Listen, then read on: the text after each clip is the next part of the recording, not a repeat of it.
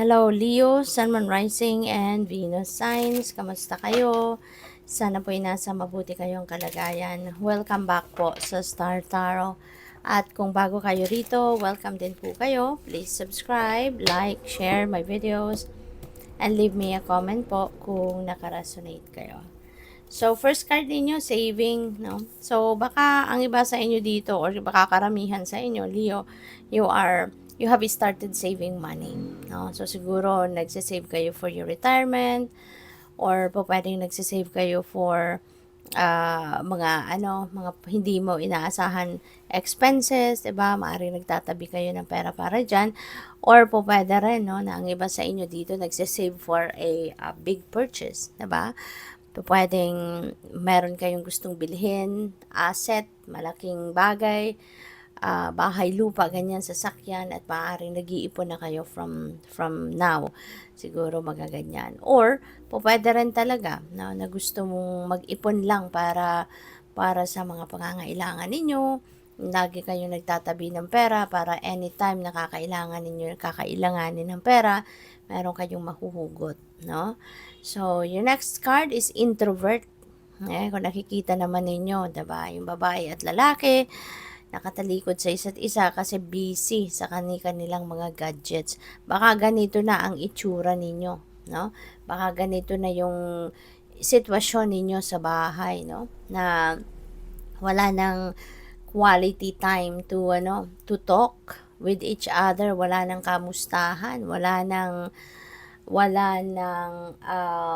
time, 'di ba, na magkausap dahil mas pinipiling kausapin ang cellphone.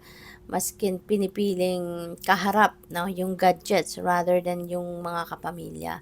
So, baka pinapakita lang sa inyo dito, no, na ganito na ang maaaring itsura ninyo, 'di ba? Na bawat isa sa pamilya. Hindi na nagkakaharap-harap. No? Sometimes, kahit kumakain, 'di ba? Hawak-hawak pa rin ang cellphone. 'Di ba? Instead na makipag-usap, no, sa kapamilya, sa harap ng kainan, no, cellphone pa rin ang kaharap, 'di ba? So, 'yan, pinapakita lang 'yan sa inyo kasi baka merong ganyang sitwasyon sa bahay ninyo. So, we have hesitation. Ayan, baka meron kayong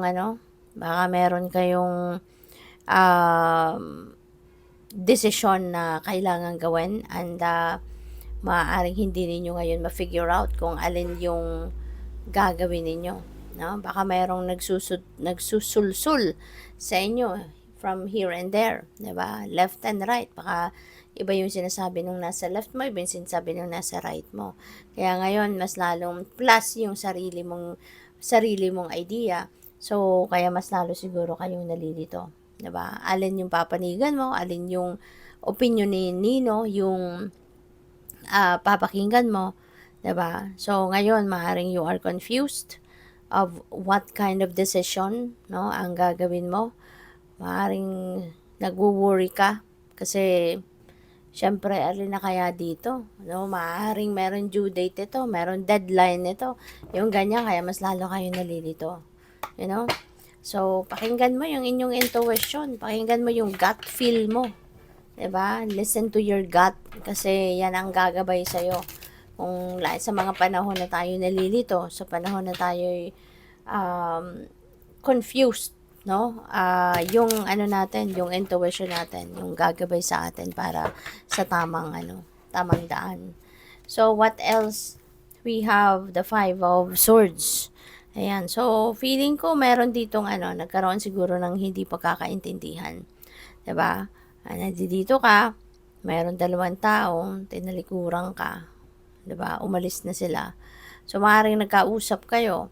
And maybe you have said something na hindi nila nagustuhan kaya nag-walk away na lang sila.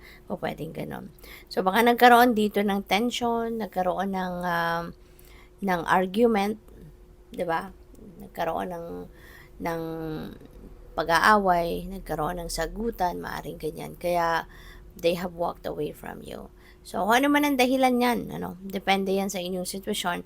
But, yeah, wag kang mag-alala kasi magbabago din naman yan. Siguro kapag humupa na yung mga init ng ulo ninyo, kapag na-relax na kayo, nakapag-isip-isip na kayo, na-realize nyo ng mga bagay-bagay. 'Di ba? Bakit nangyari ang mga ito? Magkakausap din kayo at magkakaayos. Okay? So, what else? We have 4 of Wands. Ayan. So, may celebration. Meron kayong a-attendan na celebration. Makikipag-party, makikisaya, si Leo. So, pwedeng maimbitahan ka dito sa isang pagtitipon. O pwedeng merong isang party, merong kasiyahan, no? Kasiyahan na pupuntahan. Pwedeng meron ditong kasalan, mga ganyan, engagement party, baka merong birthday parties, mga ganyan, na kayo ay maiimbitahan, no? Kaya have fun. Pwede rin, no? Pwede rin na ang iba sa inyo dito may homecoming. Pwede nga iba sa inyo uuwi, no? Kung saan man kayo malayong lugar manggagaling, baka kayo ay uuwi para makipagsaya or pwedeng bibisita kayo sa inyong pamilya, 'di ba? Baka meron kayong reunion, yung ganyan, ano? At pupunta kayo. So we have the Magician. Magician is a new beginning energy. So, definitely meron kayo ritong sisimulang bagong ganap, you know. Alam mo kasi na ngayon na, perfect timing na to para gawin mo to. Perfect timing na to para magsimula ka ng mag-aksyon. Kasi, pwedeng kung ano man ang plano mo dito, matagal mo na tong plano 'di ba? Pero maaari nag-hesitate ka, nagpo-procrastinate ka in the past kaya hindi mo magawa-gawa. Pero ngayon, maaaring nakikita mo na eto na yon, no? This is the perfect timing na para magsimula ako. Kasi baka yung mga kailangan mo or baka yung kung ano man, no? Yung mga bagay na siguro sa tingin mo makakatulong sa'yo para makapagsimula ka, baka nandiyan na. No? Kaya hindi mo na to isasantabi na pagkakataon na to. So, good luck. Thank you for watching. Love and light. Namaste.